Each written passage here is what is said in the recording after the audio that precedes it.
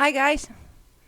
This is Laura with Stuff I Find Interesting 32. So, this is the 32nd time I will have gone on camera in front of you and talked about interesting stuff. So, I hope you enjoy. If you're back, thanks for coming back. And if it's your first time, this is either going to be your thing or it's not going to be your thing. You'll know right away. Okay, let's start. First, let me shrink myself. It's a Monday. I hope everyone is having a good week. I just got back from the local library, and here I am. Okay, so first we're going to start out with the All Souls Church in Langham. Just a completely random picture I found. Sometimes I like to go to the various museums and search the collections and just see if anything catches my fancy, if anything sort of ends up going somewhere else, which is usually what happens. But this is a beautiful church. Look at the spire on the top of that thing. Super sharp. James Tingle made this print, and that thrills me. This is from 1827. So this particular church got bombed to smithereens in World War II. The stalls were smashed, the pews were smashed, the rafters and beams were broken in half, the organ was filled with plaster, the church spire had lost its point and was badly shaken and twisted. So it took about 10 years to get this thing back to some sort of usability. So it just kind of sat scarred and bombed.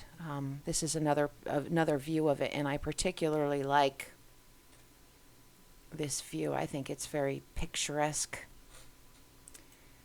And this is a little bit about the architect, John Nash, who I'm going to talk about in a second. John Nash was he might be a slightly famous architect. He designed a little known house called the Buckingham Palace, so you might know who he is. This is when they were trying to figure out how to fix the spire. So the thing I wanted to talk about on this particular page is that it was discovered that the church went much deeper than they originally expected, which allowed them to construct a whole new church hall underneath the main church. How far down do you have to go to have another whole church hall in the main church and still have a basement? Like, how does that happen? It's very odd. John Nash, he did a lot of stuff. Here's a picture of him. He was the son of a mill guy. This is one of his buildings that he did. Very interesting, right? Like that building kind of knocks my socks off. There's a beautiful swoosh. Right, beautiful swoosh. This is some of his drawings, some more of his drawings. Now, he was basically a nobody, and he ended up designing Buckingham Palace, which is crazy. I thought I had a thing saved, but I'm not going to waste time. But yeah, he was basically kind of a nobody, and then at 14 he got apprenticed to some famous architect guy, and who kind of took him under his wing, and he ended up little by little just sort of being at the right place at the right time at every time in his life, until he ended up designing some of these very iconic buildings that are still standing. Now this I found, which was cool. This is the Edwin Newman collection. This will be in the link so you can look at it. But this particular gentleman or organization, I'm not real sure. It's all aerial shots of the north of the Middle East. And there are a lot of things in here that I've never seen before that I intend on poking through. He also took personal pictures, so this is from his personal roll, not necessarily from the overhead roll. It's just things that he thought were interesting, and it's fascinating to look at these pictures, which I'll let you do. But like who is this guy? Where did he come from? What is he doing? Is he just sort of hanging out? Who are these guys? What are they doing? Everybody's got a story. This is a ancient Roman bridge that spans the Wadi al-Mer in Mosul, Iraq. So this is the bridge. Now you would think that Like, well, how is that a bridge, right? Your brain isn't quite processing it. And it's got some stuff. This guy says, is this how the bridge was used, or did they build a slope around it? And this particular wonderful guy chimes in and says, no, it would have been like this. So this is what the overall structure would have been, and then this is what's left of this. So at one point, this was a bridge with a couple of arches in it, and now it's just sort of, there it is. So this is from 8 years ago. Wow. Huh. We're gonna say thanks a million. It's like an 8-year-old comment. Whatever, right?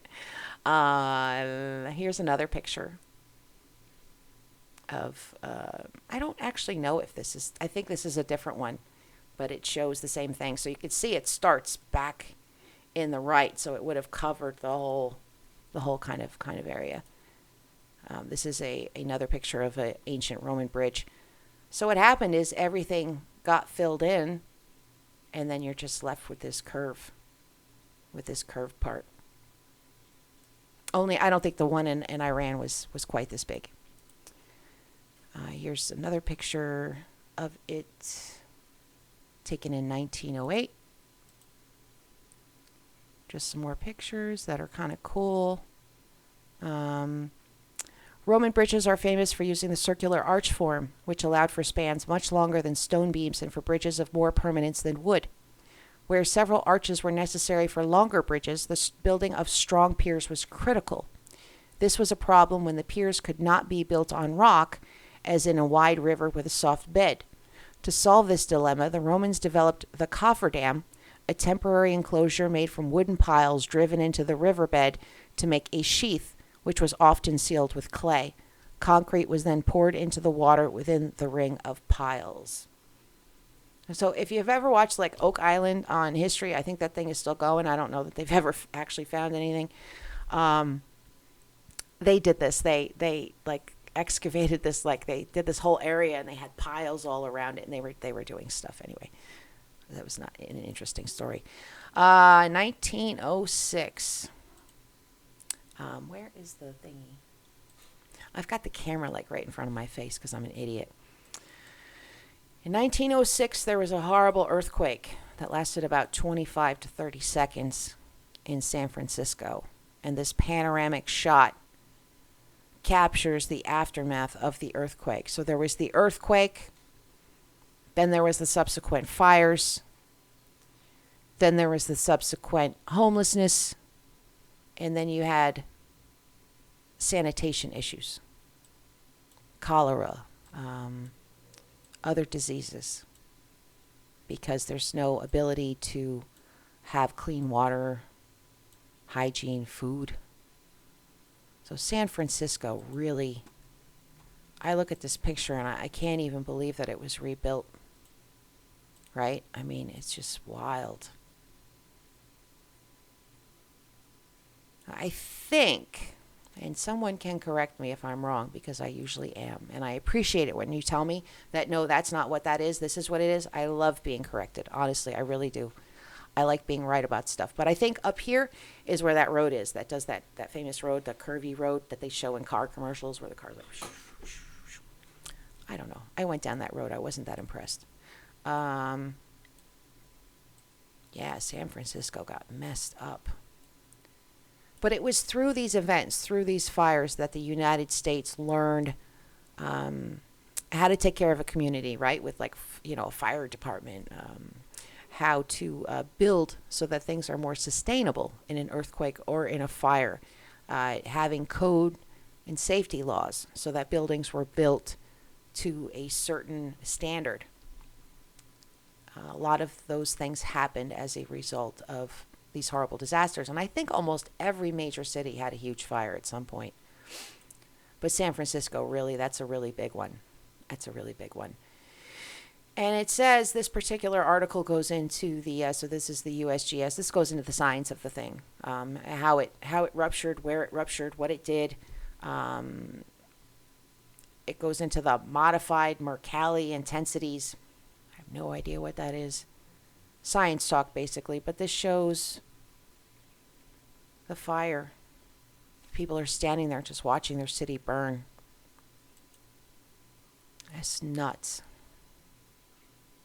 Like, my heart hurts when I look at these pictures. Okay, that's not opening up. We're getting out of there. This is from a burial site. This was a necklace of an Anglo-Saxon woman. This is what it would have looked like, and that's what it looks like right now. And I think that's actually cleaned up, but it's been buried for 1,300 years, and it was discovered in England. It was probably found in some guy's farm. It usually is. The Anglo-Saxon bling suggested the woman was powerful in her own right and extremely devout, perhaps an early Christian leader, a princess, or an abbess. The gravesite is thought to be the most significant burial from a unique sliver of English history when pagan and Christian beliefs intermingled and women held powerful positions in the early church. Interesting stuff, right? Yeah, good stuff. We're getting ready. We're heading into conspiracy land. I'm excited. I got a good one today. Where are we? Here we go. I just want to open all this stuff up so it's ready. Sometimes I get really excited about this stuff. It's just so fascinating. So when I was going through that guy's photos, the aerial photos, I came across this. And this is the city of Midas. And I'm like, Midas, like, wasn't he like in the Bible? Didn't he like do something? So this is the area of Midas. As you can see, it's very beautiful. So who were these people? What were these people? The mysterious Midas city, a 2,800-year-old city with monumental facades and strange inscriptions. I apologize for this cancerous site, but I cannot find this wealth of information and photos of what I'm talking about anywhere else except for here. So we're kind of forced to kind of go along with it. So this was in Yazilikaya, Turkey. If you've ever heard the Golden Touch, the Midas Touch. So basically he was a very successful and powerful king. And he was a Phrygian king. Phrygian, Phrygian. And it was a village in northwestern Turkish province of Elkashir. The village is notable for its archaeological remains from the Phrygian period, in particular a rock inscription mentioning a Midas. So they call it the Midas Monument. Now the other thing I wanted to talk about, the Phrygians established their capital at Gordian Yazilikaya, became an important religious center. So there's structures. King Midas, here's the myth that King Midas turned his daughter to gold. As a matter of fact, the Midas on the inscription is the surname of Cybele, a Phrygian goddess regarded to be the mother of the gods. Now, I have crazy stuff about her. Now, this Phrygian peoples, there's something there. I can feel it. I mean, it's like, I'm there. I'm telling you. We're not there yet, but I'm getting there. But I have a whole thing on Cybele. There she is, Cybele. She usually has a lion, 2 lions on each side. You can see the similar goddess in India, 2 animals each side. She appears in every culture, in every epic. It's the same goddess, the mother of all goddesses. So it's interesting how these things carry down. Obviously, it's not the same, but it is. It's the same. So this talks about a little bit more about the Midas, which you can read. It's fascinating to read. There's some tombs in there. You know, but this got me thinking, you know, what's a Phrygian? Like, I don't even know what that is. So then I Google Phrygian and I get all these images. And I go, oh yeah, this thing. Like, I remember that thing. Like, the fertility goddesses. Oh yeah, and then we've got the Phrygian cap, the little cap with the little floppies on it. And I start to nod and go, oh, okay, yeah. All right, well, let's look at some more pictures of the Phrygians. Let's check this out. Let's see what we got.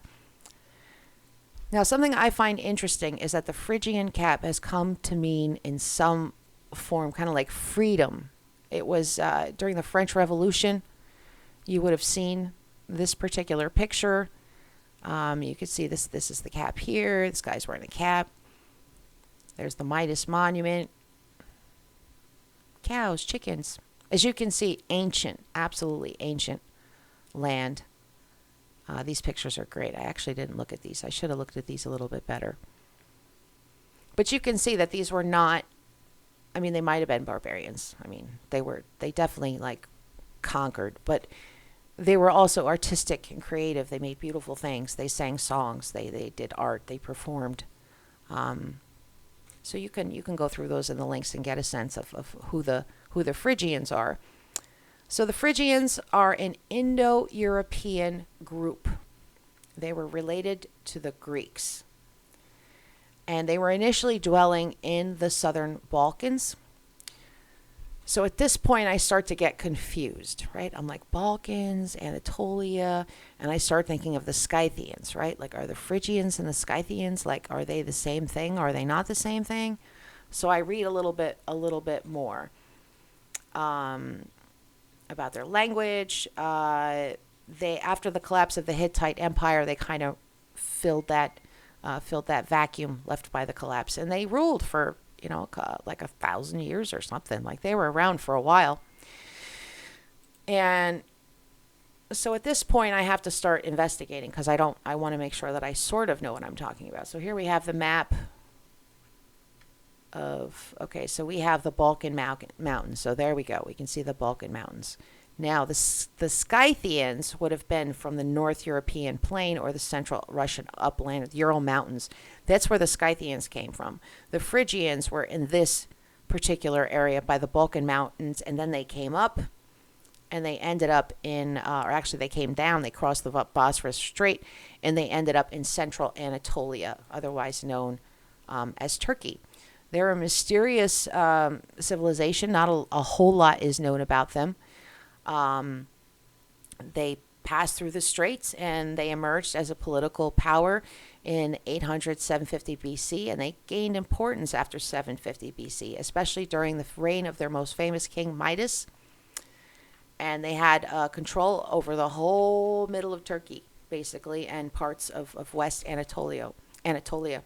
So they have an Indo-European origin. They formed a particular culture by taking on both Hellenic and late Hittite influences and became more Anatolian in the process of time.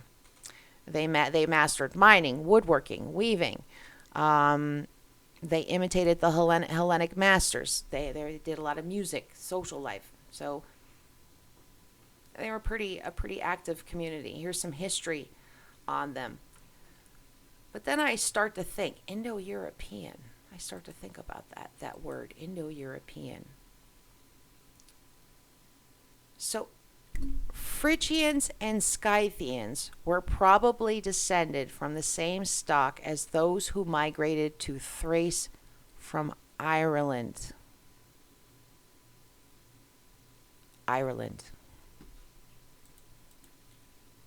So just let that sink in for a second. So let's go to the Celts. The Celts, they're Indo-European peoples. Some of them started out here. And then they migrated this way. Maybe they migrated back a little bit. But some of them are from Ireland, basically. I mean, how crazy is that? I mean, according to like genetics, there's more to understand here. It's a lot to kind of wrap your head around, and I'm not doing a great job of it. But I'll get there. But you think of Turkey and Ireland, you don't think of the two in the same, sort of the same breath. So it's like, it's crazy how things are all connected. This is a helmet that they would have used or had. And you can see it's just, wow. This is actually from 3 months ago. You can see they had hinges on the side, flaps. This would have been more showy. This would not have protected you if something really was coming at you hard and fast. It would go right through that. But you'd look great. So this says what happened to the Phrygians if they were so powerful and everything. So they were originally known as Bridges, and then it became Phrygian. This guy goes into the linguistics, how the language is related, the vowels, the V's, the dialects. So he goes into all of this, but Phrygian is more related to Greek, and then it was influenced by Anatolian languages. So their language was a sibling to Greek and also possibly Armenian. So what happened to them? They lived for thousands of years. Phrygian was still spoken 400 years before the Turks arrived in Anatolia, which was the 7th century after the birth of Christ. So, they were around for a long time. They retained an ethnic identity, and then they became assimilated. This goes into a little bit more, and there are some references that you can look at. Did Phrygians migrate to Anatolia from the Balkans? This goes into the language as well. And this person talks about a paper that was recently published about what I'm talking about. But it's probably better. So maybe you want to read it if this is interesting to you.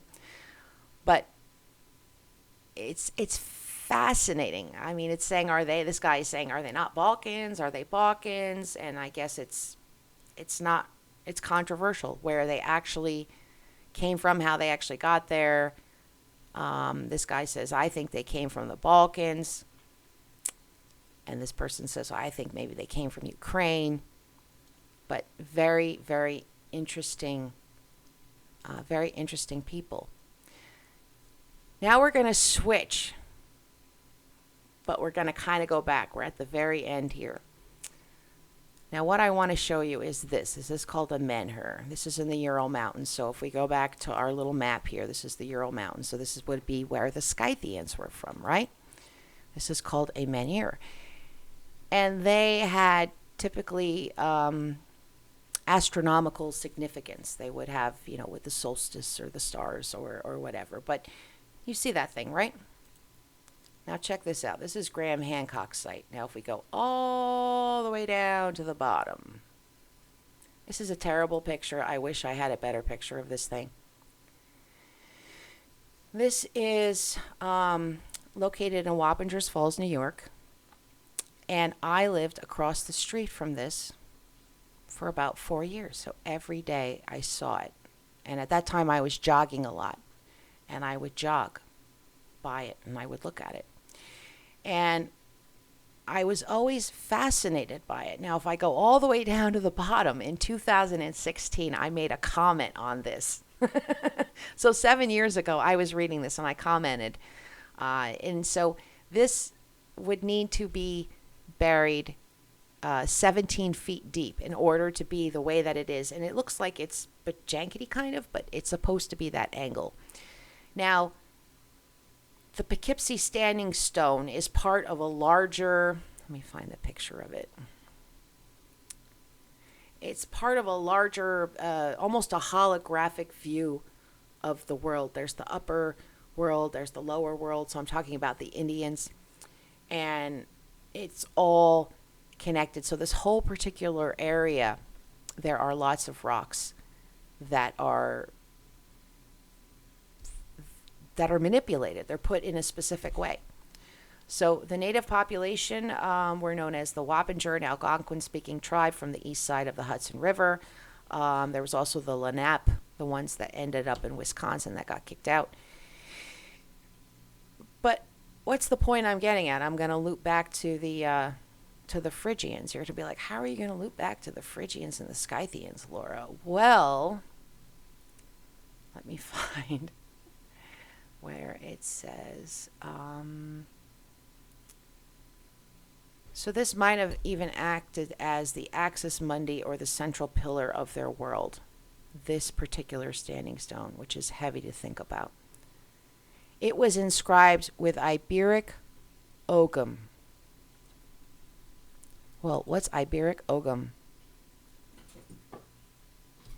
It's related to the Irish language. So it's the similar language to the Phrygians.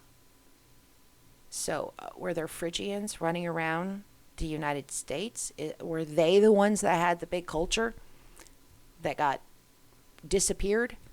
Did they have a bigger impact than we know or realize? I just find it really, really peculiar. You know what I mean? Let's talk about the cap for a second. This talks about the cap.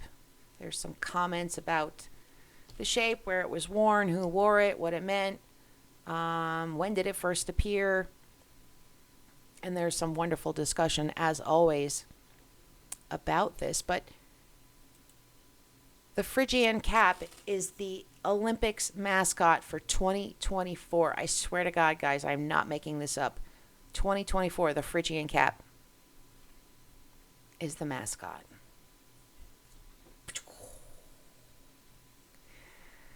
All right, now we've got some eye candy as we get ready to close. This is Luminous Lint. This is a site that I love a lot. You can pick a date and you can look at photos from that particular period. You need a membership to really kind of get to the super good stuff, but you can see a lot just by kind of clicking around and exploring. So to finish up, we're going to look at some more of these photos, and we're going to listen to some music, and then we are going to call it a day.